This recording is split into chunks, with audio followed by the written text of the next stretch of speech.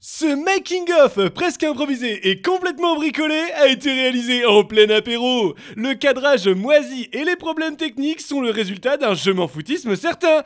Bon visionnage! On va faire un petit clap de synchronisation. Merci. Allez, hop là. C'est pas comme si t'étais chez toi.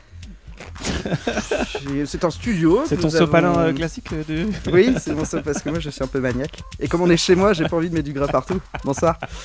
Ok.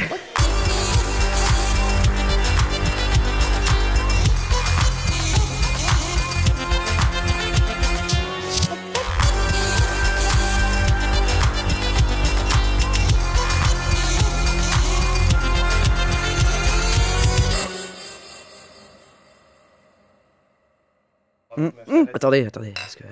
C'est vrai ça. À la vôtre. Ça c'est très sonore, j'aime bien. C'est très dégueulasse. Ouais. On voulait commencer d'abord par une petite intro sur Mafia Red, puisque le but c'est surtout de parler d'Ocus, mais on est un peu obligé de parler de Mafia Red. Un petit peu. Puisque c'est un peu quand même... Bon, tu nous diras, mais c'est lié, un minimum. Oui, enfin, je l'espère. Sinon, sinon, cette question est beaucoup trop longue. Comment est-ce que ça t'est venu l'idée de réaliser Mafia Red ? Eh ben, je vais revenir sur ce fameux concours, le cours roulette. Auquel on avait déjà participé avec les dents du troisième type. D'après nous, il s'est avéré que E.T. a triché. Capiche ? Les dents du troisième type, c'était vraiment une participation au concours, c'est-à-dire qu'on a inclus les éléments, on a fait un court-métrage, les gens ont... Après, il était soumis au vote du public et au vote du jury, on a gagné le vote du public, enfin le prix du public, et c'était très cool. Et par contre, Mafia Red... En fait, comme il y a deux soirées, il y a une première soirée où on choisit les thèmes, et une semaine après, il y a la deuxième soirée où on diffuse les courts-métrages qu'on a créés pendant cette soirée. Donc, pendant cette semaine, pardon. Pour animer la première soirée, il y a aussi des courts-métrages qui passent, mais qui n'ont pas forcément à voir. Enfin, on passe les gagnants de l'édition précédente et on passe d'autres courts-métrages, voilà. Du hors-concours, quoi. Du hors-concours. Et du coup, je me suis dit, tiens, est-ce que je ferais pas pour l'occasion un détournement qu'on passerait pendant cette première soirée, parce que je savais déjà que je ne participerais pas au concours, parce que j'étais trop impliqué dans l'organisation, que voilà, c'était un peu... voilà. Donc, du coup, je me suis dit, j'ai quand même envie d'apporter quelque chose à cette édition-là. Et donc, voilà, j'ai eu l'idée un mois et demi avant la première soirée, donc je me suis dit allez, je me prends ce mois et demi là et je vais essayer de faire un court-métrage de détournement avec que des gens en costard. C'était ça l'idée de base. Alors après ça a un peu dévié puisqu'on a Jeff Bridges de The Big Lebowski et voilà, j'ai pris un peu là où je pouvais.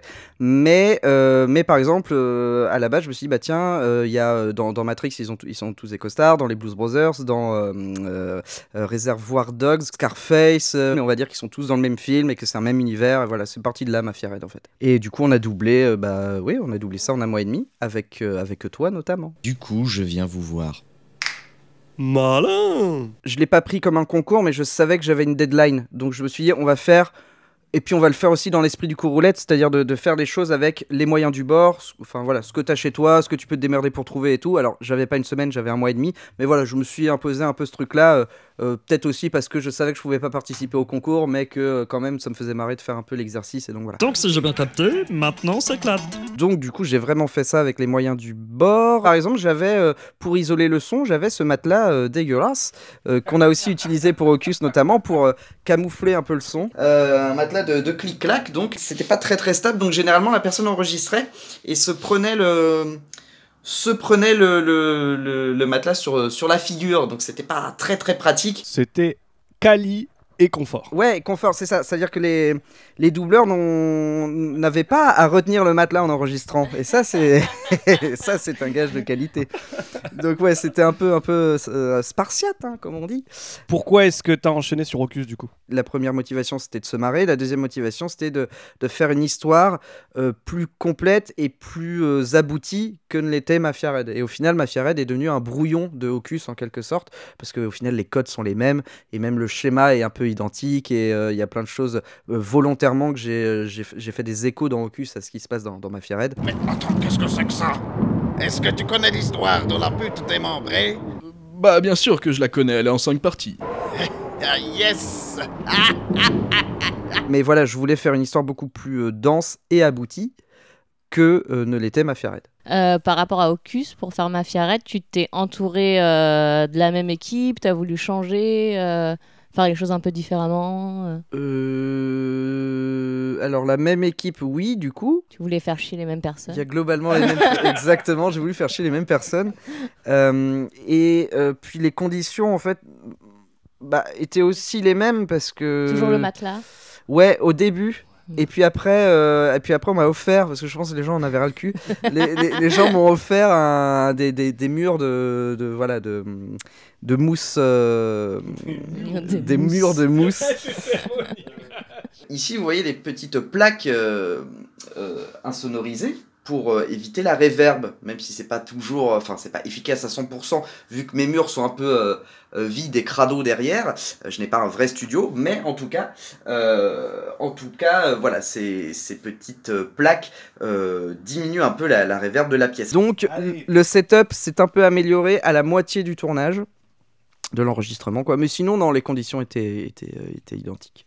Et il y a eu des changements dans l'équipe? Il y a eu des nouvelles personnes? Alors, il y a eu plein de nouvelles personnes. Il y avait les gens de Mafia Red et des nouvelles personnes. C'est écrit au générique, donc je devrais le savoir. Je crois que c'est 28 personnes, dont moi, qui ont fait des voix. Mais il y a beaucoup plus que 28 personnages dans Hocus. C'est-à-dire que des personnes ont souvent fait plusieurs voix. C'est pas trop mal, poulet. Mais attention, si tu me manques de respect, c'est la porte. J'avais aussi besoin pour certains moments de musique qui colle vraiment à l'action, que je pouvais pas trouver ailleurs. Donc j'ai redemandé à Monsieur Z de faire des musiques.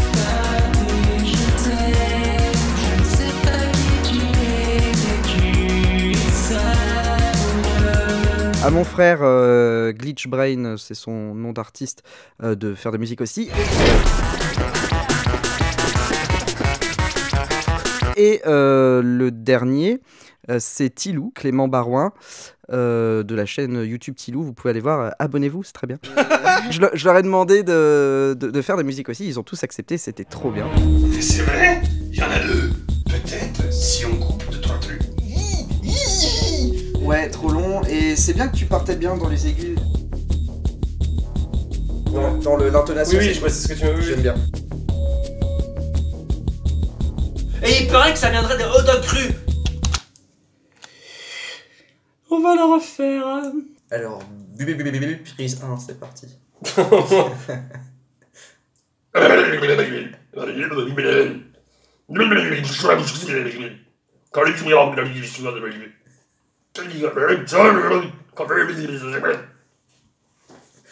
Fais gaffe, c'est très bien. Je veux que ça compte, putain. Pourquoi vous voulez pas de moi? Ok, j'étais bourré, mais vos plans ont changé? Même si on a fait les choses le plus sérieusement possible, tout en se marrant et tout ça. Pas moi. Pas toi, mais effectivement. Mais il y avait vraiment cette envie de se marrer avant tout, quoi. Parce qu'il y a aussi des gens que je connaissais peu, que j'ai appris à connaître en réalisant Hocus, du coup. Je pense à Alice Moyau, notamment, qui double Charlize Theron.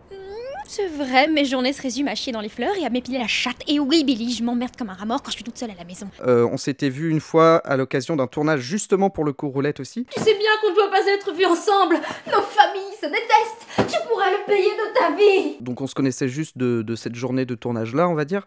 Et donc on s'est revus là pour le doublage et c'était trop bien en fait. Donc il n'y avait pas que des potes, mais en même temps, on a toujours essayé de se marrer, même en faisant le travail sérieusement, y compris avec les gens que je connaissais moins et tout ça, quoi. Pardon. Ok, réessaye ça, ça a l'air pas mal.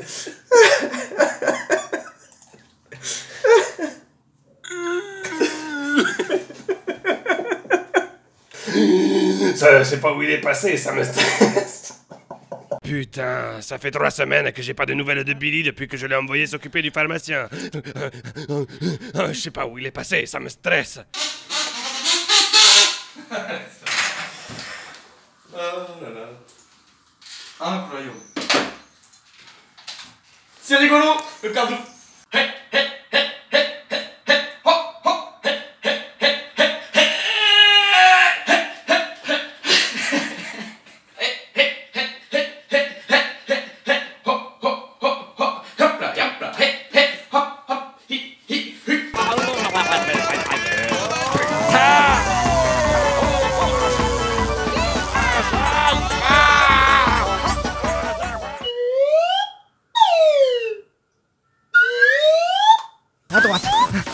gauche et à droite.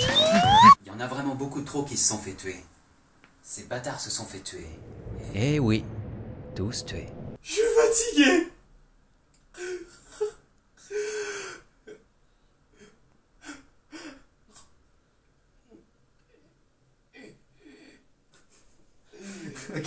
Good.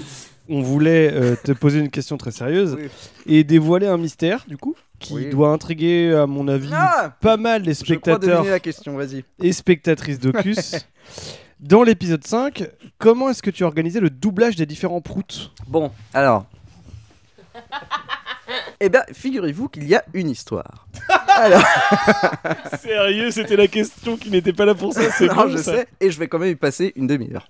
Dans Mafia Red, il y a donc une scène de prout avec Al Pacino où j'ai pris des proutes, des sons de prout sur internet. Je ne trouve pas que ces proutes sont très réalistes, notamment, enfin, pas qu'ils ne sont pas réalistes, mais qu'on entend la réverb d'une cuvette de chiottes. Sors d'ici. Voilà, on entend que c'est dans une cuvette de chiottes. Moi, je trouve. Moi aussi. Voilà. Et donc, du coup, ça n'est pas crédible que ce mec qui pète dans son pas fauteuil, tous, mais... pas tous, mais voilà, fasse des plaies qui sont. Voilà, enfin, qui est de la réverb de faïence, quoi, si vous voulez. Donc, du coup, je me suis dit, tiens, pour la scène de prout de Hocus.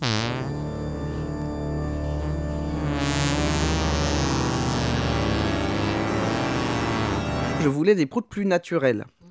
J'aurais bien voulu faire naturellement les proutes et péter dans mon micro, ça m'aurait fait très rire. Mais il se trouve qu'il y a beaucoup de proutes dans cette scène et que je n'avais pas envie que ma bonnette dans laquelle les gens allaient parler derrière sente le cul. Voilà. Donc je veux, bah tiens, on va trouver une autre solution. Je vais les faire à la main, quoi, si vous voulez. Écoutez, bah, on est professionnel ou on ne l'est pas. Tu les as fait à la main? Et alors, en fait, je voulais les faire à la main. Voilà. Alors, pas forcément comme ça, mais je ne savais pas justement. Comment... on a perdu le. Attention. On va le laisser se reposer un peu. J'ai beaucoup trop d'images dans ma tête du mec qui fait ses proutes à la main. C'est ça. Oh, pardon. En fait, je ne savais pas comment, avec autre chose que mon anus, je puisse faire des proutes réalistes. Coussin péteur, ça aurait pu marcher parce que tu le sens. Accessoiriste. Mais c'est ça. Tu le sens quand tu fais des proutes, quand tu pètes sur ton, enfin quand tu pètes sur ton bras. Quand tu souffles sur ton bras et que ça fait des bruits de proutes, tu sens. Bah non, c'est pas un vrai pet, c'est un bruit de proutes via un bras, d'accord.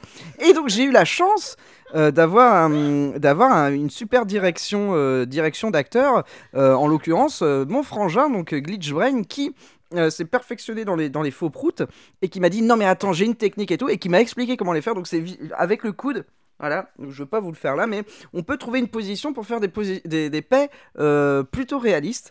Voilà, donc ces proutes ont été faits avec la bouche sur le coude, comme ça, grâce à Glitch Brain, et le résultat n'aurait pas été aussi Expert qualitatif s'il ne m'avait pas dirigé ainsi. Voilà, il faut remettre à César ce qui est à César.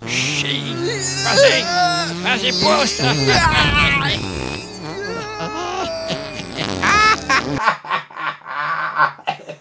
Il est bien ce rire, il est très bien. Il est très bien. Tu me l'as refait une fois? Ouais. Ok. Donc là, vous pouvez voir Manox du podcast L'Apéro du Capitaine, qui est un podcast que j'aime beaucoup et que j'écoute depuis des années maintenant. Et en fait, Manox, il a des rubriques en fait où il fait plein de voix différentes, il crée des personnages, il fait des sketchs et tout ça. Et j'aime bien son délire, j'aime bien son univers même, on peut le dire. Et du coup, je lui ai envoyé un mail pour lui demander si ça l'intéresserait de doubler un personnage dans Hocus. Il avait l'air emballé, donc on s'est retrouvés dans la cave de l'apéro du Capitaine, donc là où ils enregistrent leur podcast. Je m'étais prévu 3 heures pour enregistrer tout Dracula, en fait, tout le vieil homme. Coco. Je l'ai drivé vite fait pour qu'il sache quelle voix faire, quoi. Et il l'a trouvé assez vite. Et pareil, il a doublé assez vite Dracula. Je m'attendais pas vraiment à ce qu'on soit aussi efficace. On a tout bouclé en 1 heure. Faut faire attention à ce que tu fais, voyons. Il était vraiment impeccable sur ses intonations, alors que pourtant c'était pas forcément simple puisque je n'étais pas chez moi, notamment pour la vérification en fait. J'ai pu vérifier la totalité des rushs que chez moi. Donc voilà, c'était un peu peu le pari de rentrer chez soi et de voir si on avait eu des loupés ou pas. Mais non, tout était impeccable et voilà, je suis vraiment trop content du résultat. Bravo Manox. Juste, je veux que tu en chies, tu peux le faire, tu sais, limite en pleurant. Je veux que tu en chies. D'accord. Littéralement. D'accord. Moi, je veux te voir faire caca, et puis que tu en mettes plein partout et que tu l'étales. Ah oui, l'ultime extase. Ah, je veux que tu en chies, littéralement. Et pour mon plaisir. Est-ce que c'était toujours facile de faire correspondre les répliques que tu avais écrites dans ton scénario avec les mouvements de lèvres des acteurs et actrices que tu utilisais pendant les scènes? Il y a des moments qui ont été super faciles alors que je les attendais très compliqués. Je suis en train d'expérimenter une nouvelle méthode de camouflage. Est-ce que vous me voyez toujours si je me cache Ah là bah y a personne. Si, je suis là. Putain, Putain, il ça est là. fonctionne. Super, parce que parfois j'en ai marre que tout le monde regarde mon corps trop stylé. Sinon je peux emprunter aux toilettes. Je devais chier dehors, mais j'ai peur de tacher mon slip. Et d'autres moments qui ont été beaucoup trop compliqués alors qu'à la base ça devait être fait en 2-2 quoi. J'ai la chasse, j'arrive plus à faire un bel étron. J'aime vraiment pas ça. Alors il est temps d'en finir pour poser une pêche. Je crois que je suis encore là, je suis en avance. Ah, tu veux, on le recalme? J'ai la chasse, j'arrive plus à faire un bel étron. J'aime vraiment pas ça. Alors il est temps d'en finir pour poser une belle pêche. Tu vois, en recalant c'est bon. Maintenant faut que tu t'énerves un peu plus, que tu sois plus dedans. Et ça passe. J'ai le temps d'aller un peu moins vite encore. J'ai la chasse, j'arrive plus à faire un bel étron. Le doublage, je voulais vraiment que ce soit autant que possible, en tout cas dès que je pouvais le faire, que ce que les personnages ont l'air de vouloir dire, qu'ils le disent vraiment. Je voulais vraiment coller au labial, en fait coller aux lèvres des personnages. Un poulet. Cadada boui boui. Oh, mais ça déchire sa mère! Et il y avait des moments où, au-delà du fait de coller vraiment au mouvement des lèvres, les personnages ne parlaient pas du tout comme je voulais. Et notamment cet acteur formidable qu'est Keanu Reeves. En fait, il n'a pas beaucoup de répliques dans ses films d'une manière générale, quoi. Et je me suis retrouvé sur des scènes où je me suis dit, tiens, ce moment-là, pendant la soirée, où je peux faire des espèces de nœuds, c'est-à-dire où des personnages qui ont leur histoire chacun de leur côté se retrouvent et après se séparent, au pire, voilà, mais qui se retrouvent à cet endroit-là pour que l'histoire avance plus vite, notamment Charlize Theron, Al Pacino et Keanu Reeves, dans la scène de la soirée de l'épisode 3. Qu'est-ce que t'es grand? J'avais jamais remarqué. Ou alors je suis petit. Je me suis dit, parfait, les trois sont au même endroit, et ben je vais pouvoir faire des dialogues. Sauf que pour le coup, Keanu Reeves, dans la scène avec Al Pacino sur le balcon, il ne parle pas. Et pourtant, j'avais à la base écrit un truc. Je fais, ah bah là, il va lui dire ça, il va lui dire j'ai besoin de vous voir, faut que je vous parle de mes vacances, faut que je fasse des trucs, tout ça. Et en fait, il parlait pas. Et je me suis tiré les cheveux, c'est pour ça que j'en ai plus d'ailleurs, je me suis tiré les cheveux pour réussir à caler quelque chose à cet endroit-là, et ça a été compliqué, et du coup je me suis dit, bah attends, vas-y, on va dire que quand il parle pas, et bah il parle quand même, et donc du coup, on va dire qu'il est ventriloque. Voilà. D'où Patachon. Ciao. Bonne soirée, madame. T'as vu, il est ventriloque. Bonjour les enfants, c'est Patachon, le cafard maniaco-dépressif. Une fierté, ce personnage, parce qu'il vient de rien, et justement il vient d'une béquille que j'ai utilisée, et au final ça en devient un élément très important de l'histoire, et très intéressant, et très drôle, et voilà, c'est Patachon quoi, on l'aime bien Patachon. Bonjour les enfants. Du coup, on va faire un grand switch avec une question qu'on avait prévue, mais parce que tu y es pleinement là-dedans. Comment est-ce qu'on fait pour raconter une histoire cohérente quand on fait un détournement ? On se fait chier, ça prend du temps de ouf, c'est relou. J'ai mis un an. Alors, c'est ça aussi le truc, c'est-à-dire que s'il n'y avait pas eu le confinement, le coronavirus et tout ça, malgré tout ce que ça a de tragique, mais du coup j'ai eu énormément de temps pour moi et du plein temps pour bosser dessus, et que si j'avais dû travailler en parallèle, ça ne serait pas sorti avant 5 ans, et ça aurait sans doute pas été aussi bien, parce que j'ai pu m'y mettre à plein temps, et que ça a été vraiment du 8 heures par jour pendant quasiment un an, quoi. Donc c'est très très long à faire. La question c'est comment on fait une histoire cohérente, c'est ça ? À l'écriture, on se sert de... Pas juste dans le contexte d'un film ou de machin, non, mais dans un détournement. Justement, mais parce que ça part aussi de là. C'est-à-dire qu'il y a aussi une histoire, c'est pas qu'on l'écrit toujours de la même manière, mais il y a des outils, des théories qui font que on peut... qui t'expliquent en fait et qui t'aident à écrire une histoire. C'est des outils dont je me suis servi. En ensuite, j'ai regardé les films, pas tous en plus, mais pour les plus importants et ceux que j'utilise le plus, je les ai regardés, j'ai vu plusieurs fois pour certains. J'ai essayé de voir quelle scène je pouvais utiliser pour coller le plus possible à l'histoire que j'avais écrite. C'est comme je disais, hein, c'est un exercice de va-et-vient entre l'écriture et la matière que tu as.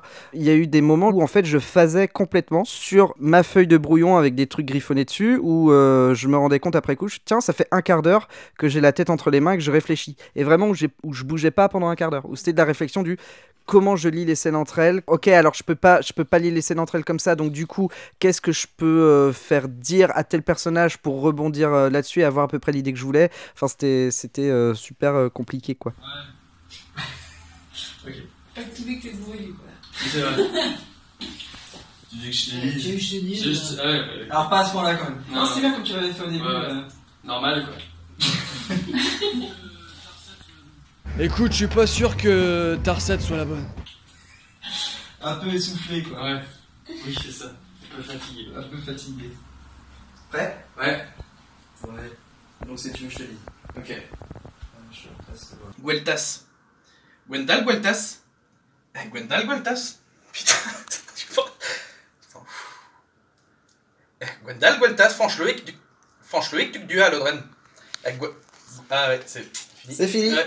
C'est fini. Je te relance direct? Ouais, vas-y. Gwendal Gueltas, Franche-Loïc, Duc du Halodren, Dennis, Yan, Yuan. Tu vois, tout ça, ce sont des vrais prénoms. Alors maintenant, je vais t'appeler Billy, que ça.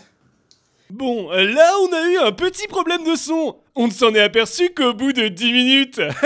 Désolé. Ça me paraît intéressant de te poser la question au cas où tu auras des choses De à rajouter. m'époter la question. De m'époter la question. Les bruitages.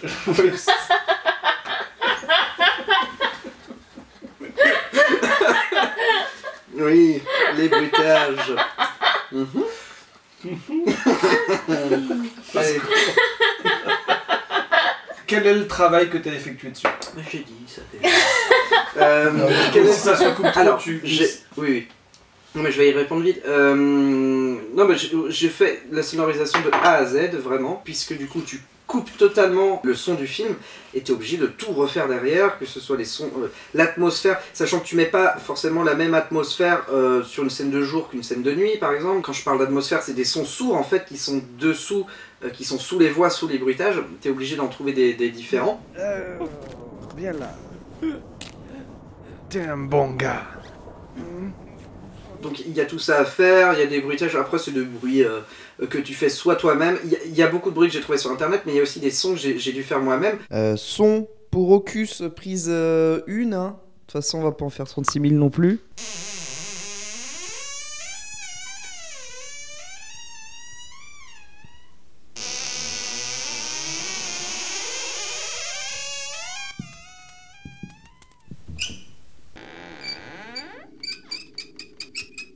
Tu vois ça? Et j'ai mis des rollers pour venir te voir. Allez, ça va suffire, hein.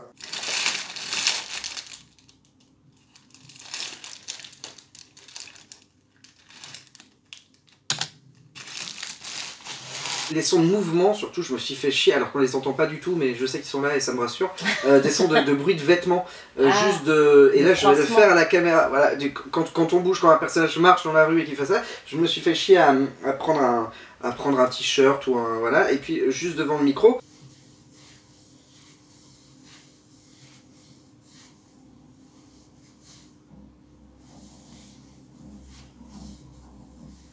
Donc tous ces bruits de frottement là, je les ai fait moi-même.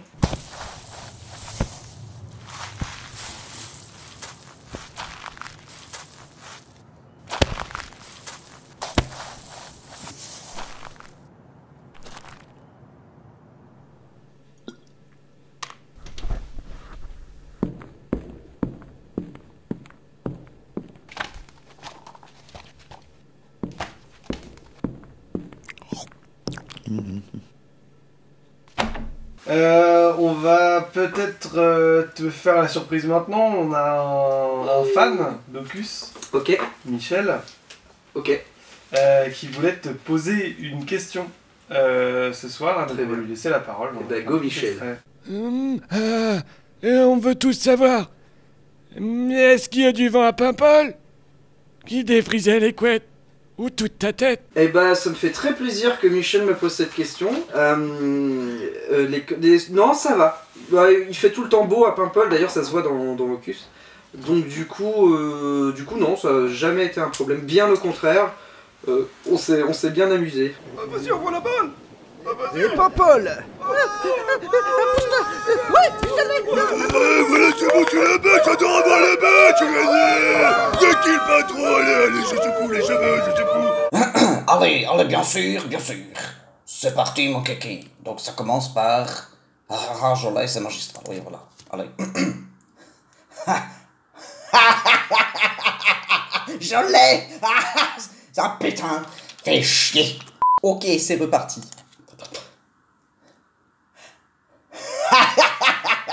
Je l'ai. C'est magistral. Allez, souriez un peu, les petites bites. La soirée s'annonce bonne, il n'y a pas à pisser droit pour chier mou, hein.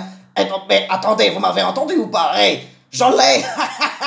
Tiens, toi, tu connais l'histoire de la pute démembrée? Eh bien, tiens-toi prêt, parce qu'elle est en 5 parties.